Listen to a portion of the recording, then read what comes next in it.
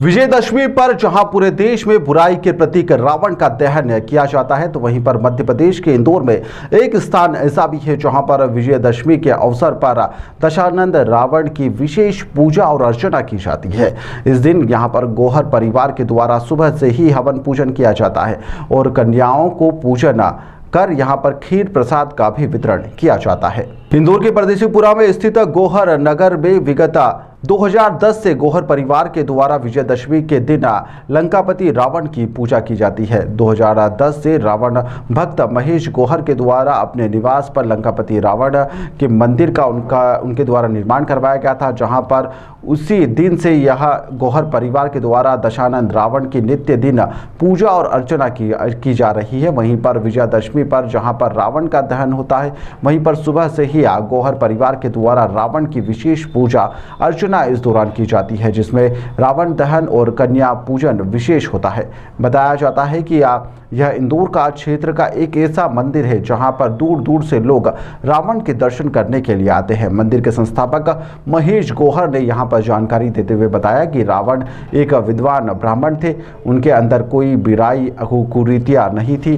उन्होंने मां सीता का हरण कर यहां पर अशोक वाटिका में उन्हें रखा था, जहां से एक महिला राक्षसी उनकी सुरक्षा में रहती थी, मगर कभी भी रावण ने अपनी मर्यादा को नहीं तोड़ा। और जिस दिन लोगों ने यहाँ पर रावण की अच्छाई देखने लगेगी, उसी दिन वह रावण दहन पूरी तरह से बंद भी हो जाएगा, क्योंकि रावण एक महान शिव भक्त भी थे।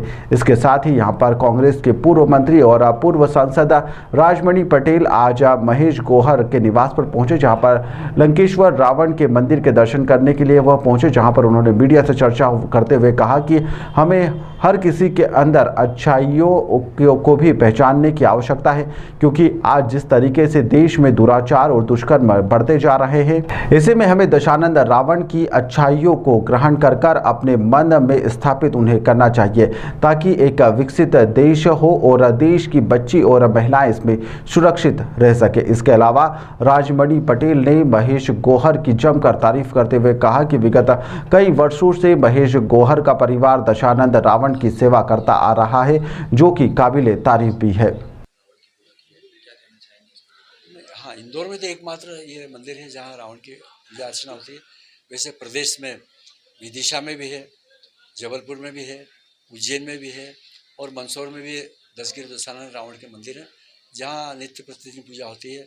और आज जो है यहाँ एक विशेष पूजा होती है रावण की।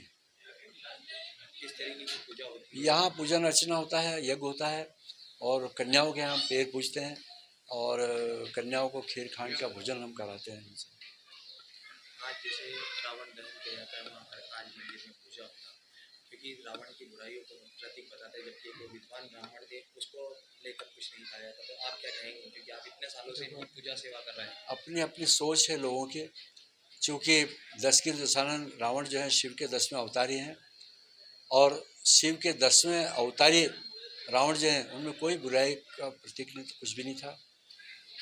लोग जो रावण के पुतले का दहन कर रहे हैं वो बेशक करते रहें, हमें कोई एतराज़ नहीं उनसे। तो जब उनको समझ में आएगी, और कई लोगों के समझ में आ गई है, और वो लोग धीरे धीरे अब रावण के पुतले का दहन करना बंद कर दिया गया है। चूँकि प्रभु श्री राम जिनका आदर्श पूरी दुनिया मानती है, हमको भी मानना चाहिए। लेकिन क्या मैं आपके चैनल के माध्यम से पूछना चाहता हूँ कि जो प्रभु श्री राम को मान रहे हैं, क्या प्रभु श्री राम के आदर्शों को वो लोग मान रहे हैं? क्या नहीं मान रहे हैं? आज छोटी छोटी बालिकाओं के साथ अत्याचार, अन्याय, जुल्म, ज्यादती हो रही है। आप देख रहे हो, रावण जैसी शख्सियत जो शिव के 10वें अवतार थे, माँ सीता को अपने घर ले गए, लेकिन उन्होंने अशोक वाटिका में रखा और वहाँ और पुरुष नाम नहीं, एक महिला त्रिजटा नाम की एक महिला जो सेपे सालार थी, उनको उनके सानिध्य में रख करके उन्होंने उनकी सेवाएं करी। महेश गोहर, रावण भक्त मंडल, इंदौर। आज आप लंकेश मंदिर में दर्शन करने आए विजयदशमी पर, क्या कहना चाहेंगे? आपको मंदिर कैसा लगा? नहीं, मंदिर हमें बहुत अच्छा लगा और सबसे महत्वपूर्ण होता है लोगों की आस्था और विश्वास। वो आस्था और विश्वास की सबसे बड़ी ताकत होती है। और आज ज़रूरत इस बात की कि जो इंसान को इंसान मानता है, इंसानियत पर भरोसा करता है, जात पात संप्रदाय क्षेत्रीयता से उठ करके जो एक मानव मात्र के लिए सोचता है, उस मानव मात्र के लिए कल्याण के लिए क्या जरूरी है। हम इंसान हैं, अच्छाई है बुराई हम में भी है। ऐसा कोई ही नहीं है जिसमें केवल अच्छाई ही अच्छाई हो, बुराई नहीं हो। तो आज उस इंसानियत की भावना को मजबूत करने के लिए ज़रूरत इस बात की है कि हमें अच्छाई को स्वीकार करना चाहिए, चाहे जहाँ हो, जिसके पास भी हो, उस अच्छाई को स्वीकार करना चाहिए और उस अच्छाई से समाज को दिशा देनी चाहिए। और बुराई जहाँ भी हो, जिसमें भी हो, अपने सहित उस बुराई को समाप्त करने की ज़रूरत है, ताकि समाज को एक नई दिशा मिल सके और समाज प्रगति और विकास के रास्ते पर आगे बढ़ सके। आपका शुभ नाम? राजमणि पटेल, पूर्व सांसद, पूर्व मंत्री, मध्य प्रदेश।